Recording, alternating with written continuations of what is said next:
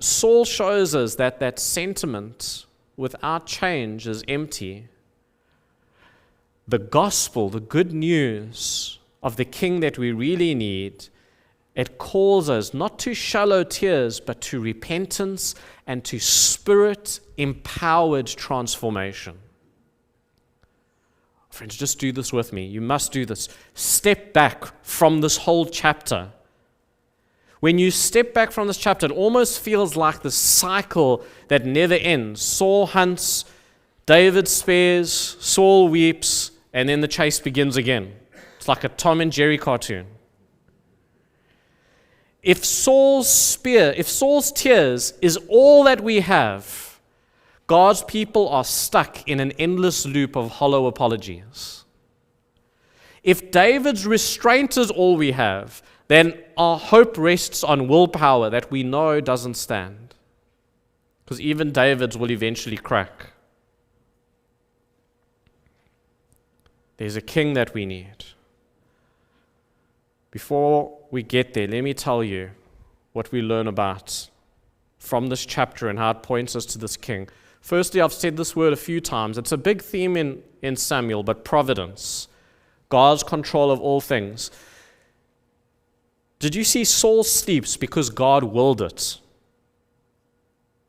Not because David's stealthy or because Abner is careless, but because a deep sleep from the Lord fell upon them.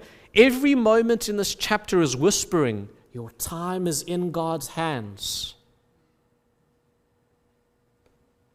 If God can silence an army, He can guard your life. He can keep you.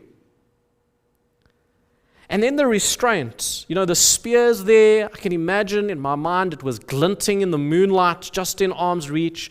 David doesn't grasp it.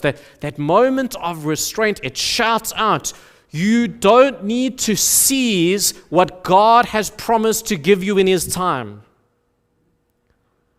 You don't need to seize. You don't need to grab hold of.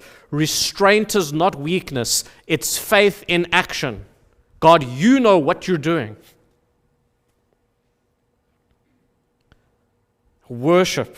Oh, did you see that David's deepest grief is not danger but distance? He feared being pushed from God's presence, from the land of promise, from the congregation of worshippers. The pressure to flee worship for the sake of safety is real in every age.